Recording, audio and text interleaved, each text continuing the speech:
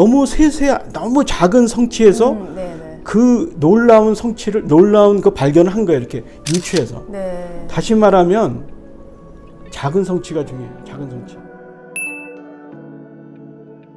네, 교수님 지난 시간에 굉장히 아마 몰입해서 학부모님들이 들으셨을 것 같아요. 저 역시도 그랬고요.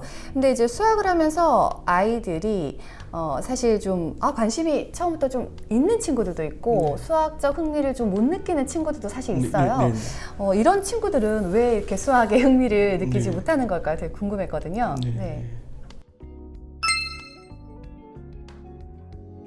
수학이 이렇게 약간 레벨이 있어요.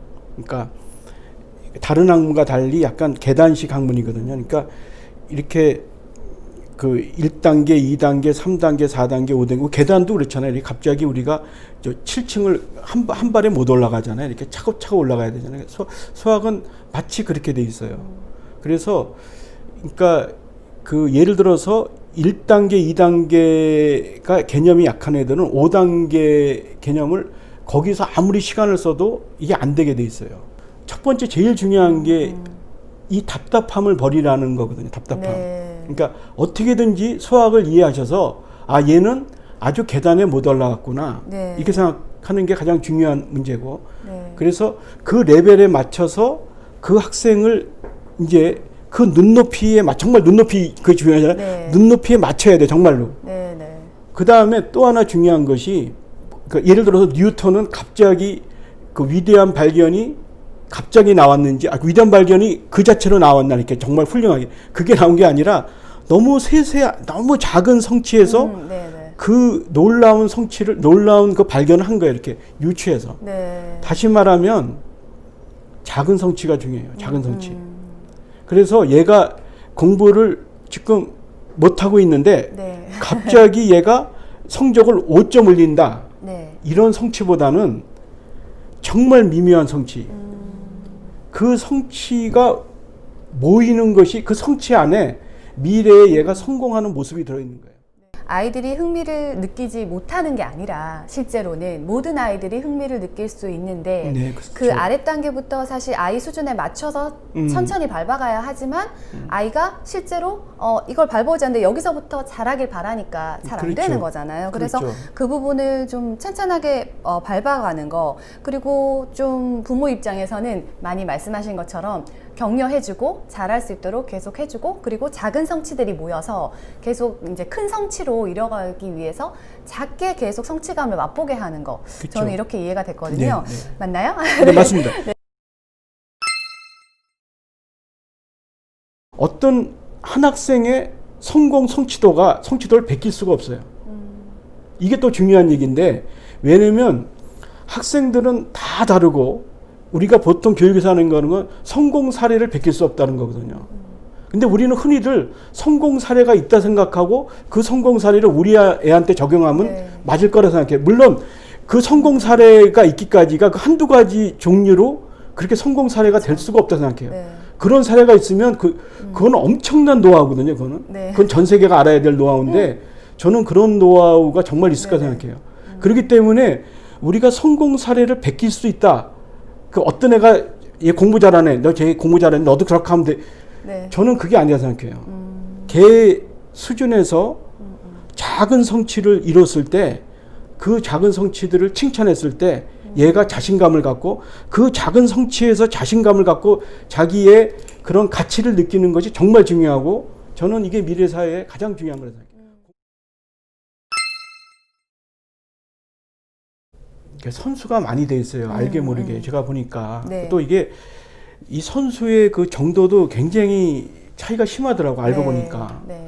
그러다 보니 이제 정상적으로 보통 이제 우리가 만약에 외국에서 이렇게 오신 분들은 상당히 당황하더라고요. 거기는 선수를 안 했는데 여기가 선수가 많이 돼 있으니까 그냥 가만히 앉아 있으면 뒤떨어진 거죠, 이렇게. 그러다 보니까 이제 부모님들이 이제 그걸 따라가게 하는데, 거기서 저는 이제 조심해야 된다 생각하는 것이 뭐냐면, 굉장히 특수한 애들이 있어요. 우리가 그 특수한 애들은 그걸 따라가는 애들이 있어요. 그게 없다는 게 아니거든요. 이제 그런 애들은 이제 그게 좀 약간 극소수인데, 극소수 애들은 실제적으로 그러면 다 그게 의미가 없냐? 그렇지는 않아요. 그러니까 적당히 잘하는 애도 또 그렇게 되고 그러다 보니까 그렇지 않아야 될 때까지 그렇게 된 거예요. 그러다 보니까 주변에서 얘는 초등학교 2학년 수학을 해야 되는데 자기 친구는 초등학교 4학년 수학을 하니까 부모가 네. 바쁘죠. 바쁘다 보니까 초등학교 4학년 수학을 대충 하고 억지로 시키다 보니까 자기가 이제 본인이 생각할 때는 2학년 수학과 4학년 수학, 6학년 수학이 거의 비슷한 것처럼 보이는데 안 그렇거든요, 이게. 네. 네. 그러니까 답답한 거죠. 그러니까 너는 왜 이렇게 학원 다녔는데도 이걸 모르냐. 근데 저는 거기서 조심해야 된다 생각해요. 여기서 학생들을 아까 내가 논의 설명한 것 중에 여기서 정말 애들을 네. 작은 성취, 저는 그것밖에 할 얘기가 없다고 네, 생각해요. 네. 우리 사회에서 네. 정말 하고 싶은 얘기는 네. 작은 성취를 갖게 하라. 그리고 이제 그걸 통해서 이제 우리가 그 애가 성장하게 하라. 이제 네, 그거를 네. 지금 말씀드리고 싶고 네. 저는 너무 뒤처지지 않게끔 하고 초조해 하지 마라. 지금 초등 중등에는 저는 초조해 하지 않으면 좋을 것 같아요. 너무 학부모님들이 너무 성급하신 이렇게 하든다든지 그래서 오히려 저게 좋을 것 같지 않다 생각하는데 근데 정말 뛰어난 애들 앞으로 튀어나갈 수 있는 애들은 해도 좋아요. 근데 제가 얘기하지만 그 아이들은 우리가 생각하는 것보다 더 극소수예요. 네. 네. 어떤 부모는 적당히 잘하면 얘가 갈 수 있다 생각하는데 제가 보기엔 아니에요. 네. 그런 애들이 꽤 있어요. 네. 정말 뛰어난 애들이 있거든요. 그런 애들은 치고 나가도 되는데 대부분 저 같은 이런 삶을 가지면 절대 아니거든요. 그러니까 그런 애들은 있는데 네. 그런 애들을 무조건 따라가면서 이렇게 전체적으로 이렇게 흘러가는 이런 현상은 저는 다른 나라에 없다고 생각해요. 네. 저는 이 책을 사실 개념에 대한 부분 네, 네, 있잖아요. 네, 네. 이게 이제 개념에 대한 네, 네, 얘기들이거든요. 네, 네, 네. 그래서 사실 엄마들이 문제를 하나 풀어주는 거는 어쩌면 저희가 그렇게 배운 세대이기 때문에 쉽게 느껴져요. 근데 이 개념을 설명하는 게 오히려 네, 그렇습니다. 굉장히 힘들더라고요. 수학에서는 내용과 개념이 있거든요. 네, 네. 문제는 왜 푸는가 하면 원래는 내용과 개념을 이해시키기 위한 수단이에요. 네, 네. 그래서 원래는 문제풀이는 그 내용과 개념을 이해할 정도로 문제를 푸는 거예요, 원래. 네, 네. 예, 그리고 그 내용과 개념을 이해하면 문제풀이의 기능은 다 했다. 다 했다는 거예요, 원래. 네네. 그래서 근데 이제 우리가 이제 제가 이제 그 문제풀이가 지나치다는 건 뭐냐면 그 이상 되는 것은 좀 지나친 거예요. 네. 그래서 선진국 같은 데는 문제가 그 정도 양만 딱 내요. 한번 네네. 보시면 이렇게 책을 보시면 알겠지만 그리고 현지국 사교육이 이렇게 발달돼 있지 않잖아요. 그렇죠. 그러니까 초등 예. 그러니까 네. 교과서도 우리처럼 이렇게 문제가 많지 않아요. 네네. 그래서 이게 원래는 원칙적인 제가 그랬잖아요. 그러니까 약간 논의겠지만 네. 그 합리적인 원칙과 현실이 다른데 합리적인 원칙은 문제는 그 개념과 그 내용과 개념을 이해시키기 위한 수단으로 네. 이제 그 정도 풀면 되는 거예요. 원래는. 네. 자기 자신의 사고방식으로 해석된 지식만 살아남아요. 네, 나머지 네. 지식들은 생명력이 짧아요. 어느 거는 시험 볼 때만 통하다가 네. 그 다음 잊어먹어요. 근데 초등학교까지는 그 지식이 많지 않기 때문에 억지로 하더라도 그게 살아남거든요. 그래서 시험은 잘 볼 수가 있어요. 근데 얘가 이걸 자기 억지로 해서 자기 사고방식 해석하지 않고 그냥 그런 지식이라면 조금 있으면 사라져요. 근데 얘는 열심히 하는데 계속 아주 아주 잘 잘하지 않는데 그냥 그럭저럭 잘해요. 근데 곧 중학교까지도 초등학교 그 개념이 남아서 이게 억지로 열심히 하면은 뭐 문제를 엄청나게 풀고 그러면 또 괜찮게 할 수가 있어요. 근데 문제는 뭐냐?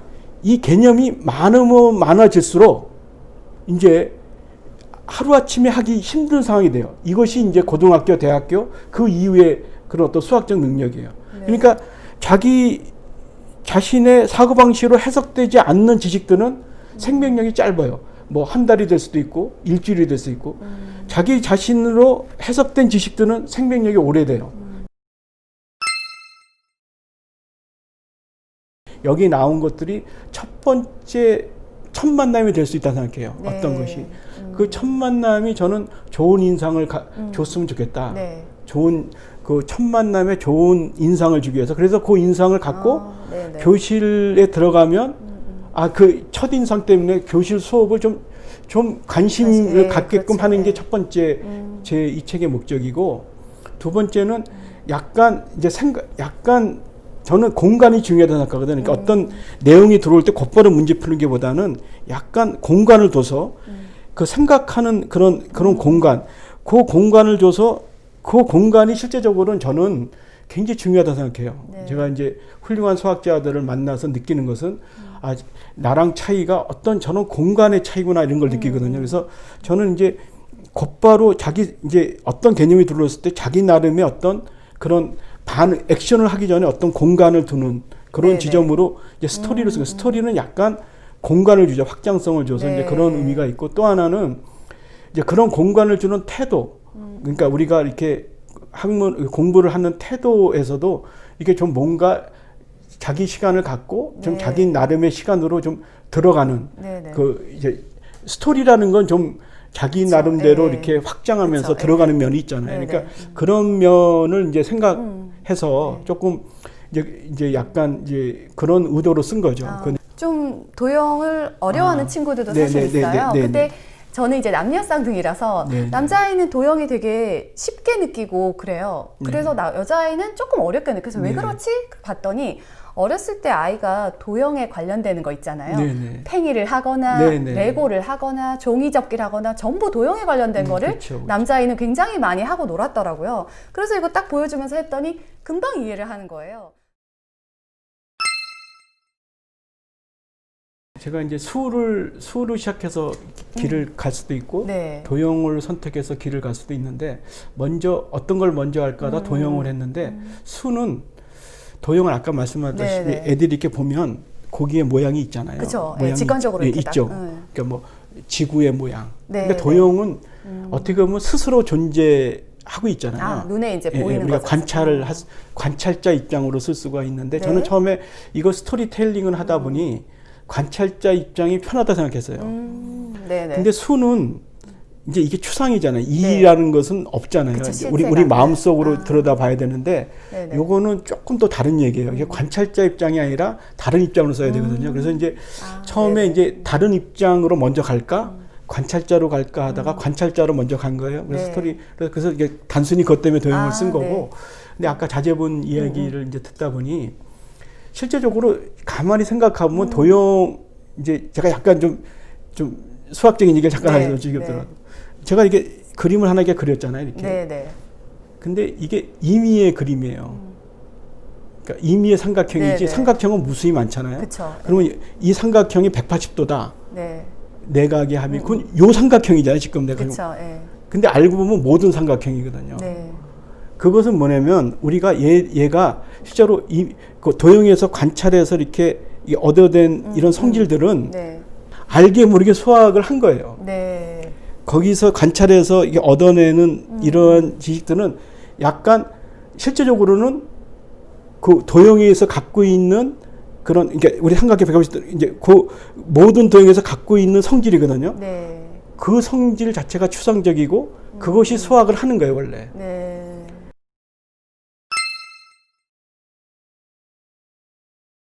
이 도형을 다루게 되면 좋은 것들은 그러한 추상적 진술을 그냥 관찰자 입장에서 이렇게 받아들일 수 있는, 실제적으로 수학을 doing mathematics 이게 중요하다 그러거든요. 실제적으로 수학을 하는 경험을 이렇게 해보는. 암암리에 알게 모르게 잠재적으로 하는 그런 효과가 좀 있어요, 도형 쪽이. 실생활에서 이제 먼저 그렇죠. 접할 수도 있고. 접할 수도 있고. 또 이렇게 추상화되기도 하고, 그걸 보니까 관찰자 입장에서 무슨 성질을 얻어내고, 저건 뾰족하고 요건 또 덜 뾰족하네, 이런 것들이 알고 보면은 추상적인 개념이거든요. 그러니까 이런 게 스스로 약간 그 수학을 하는 이런 경험이 자연스럽게 올 수 있는 이런 면들이 좀 있고. 이제 수학을 굉장히 오랫동안 깊이 있게 이제 학문적으로 연구를 해오시면서 저희 부모님이, 이렇게 듣고 계시는 부모님이 또 아이들이 수학을 이렇게 느꼈으면 좋겠다, 이런 거 있으시면 한번 의견 들어보고 싶거든요.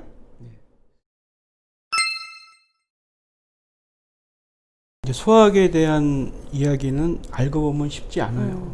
이제 우리가, 그러니까 저도 이제 평생 뭐 거의 저녁을 집에서 안 먹고 학교에서 있다시피 하고 있지만 그 수학에 거의 그 제가 만족할 만한 이런 결과를 얻어내지 못했거든요. 그만큼 네. 어려운 학문이에요. 그 자체가 여러 가지가. 그리고 레벨도 굉장히 차이가 있고. 그래서 아까 이제 아까 그 수학을 했을 네. 때 제가 그러지만 그 재밌었다는 거는 네, 그 네. 작은 성취들이 모여서 자신감을 갖고 이제 그래서 이제 결국 가는 거죠. 결국 저는 그런 패턴밖에 없다 생각해요. 네. 학생들이 수학을 하는 패턴은 저도 마찬가지고 어떤 레벨에서 거기서 성취감을 얻고 그 다음 레벨로 가고 계속 근데 어떤 레벨이 이게 펑크가 나면 결국 그거를 이제 좀 귀찮아서 그걸 안 한다든지 좀 한번 넘어가면 네, 항상 그것에 다시 시간을 더 써요. 네. 그래서 항상 그런 작은 성취가 모여야 된다는 게 중요하고 그 학생들은 결국 작은 만족감을 통해서 성장하는 거다. 그리고 그 작은 만족감이 싹이에요, 싹. 그 작은 얘가 그 수준에서 조금이라도 잘해서 그러니까 부모님 보기엔 이거 너무 당연한 건데 무슨 그래도 그 작은 싹 안에 미래가 있다고요. 그래서 그냥 자연을 보세요. 싹이 있으면 나중에 다 자라잖아요. 겨울 지나도 보면은 이게 겨울에 아무것도 없는데 그 싹은 그냥 어차피 다 자라거든요. 그 칭찬에 그 작은 싹이 있으면 그건 잘해요. 그냥 결국은 저는 그 시간을 기다려줘야 한다 생각해요. 초등학교 때랑 중학교 때는 제일 중요한 게 뭐냐? 훌륭한 책을 읽는 거라 생각해요. 네. 고점. 이거는 너무나 당연한 얘기지만 너무나 중요한 얘기고 전 세계가 동일하게 저는 일치된 견해라 생각해요. 네, 네. 왜 그런가 하면은 정말 우리가 글을 쓸 때 이제 정말 훌륭한 이런 아인슈타인이라든지 뭐 정말 뭐 게이테라든지 훌륭한 네. 사람들이 글을 쓸 때는 최선을 다해 쓰거든요. 네, 네. 우리가 아인슈타인을 만나서 제가 그랬잖아요. 1대1로 누구를 만나서 이렇게 영향을 받는 것처럼 중요한 게 없거든요. 네. 책을 통해서 만나는 그렇죠. 거거든요, 네, 이게. 네. 그래서 책을 통해서 만나는 그러한 느낌, 그러한 확장성, 스토리가 주는 이런 익스텐션이 있거든요. 네, 네. 그것은 얘한테 살아남는 지식이 되고 이것은 얘한테는 결국은 중요한 능력이 돼요. 수학하는 데도 중요한 능력이고 다른 학문뿐 아니라 네. 어떤 데 능력하는데 중요하기 때문에 저는 정말로 초등, 중등은 수학적으로 경쟁하기보다는 저는 네. 제 생각은 그래요. 읽기로 경쟁해야 된다. 네. 읽기는 경쟁해도 좋거든요. 굉장히 의미 있고 좋은 말씀 많이 해주셨는데 제가 이제 들으면서 약간 이렇게 정리를 해서 생각을 해보면 일단 태도 아이에게 저희는 이제 초등학교 학부모로서 아이에게 태도와 규율성에 대해서 굉장히 강조를 해주셨고 그리고 책을 초중등에 굉장히 가까이 하라.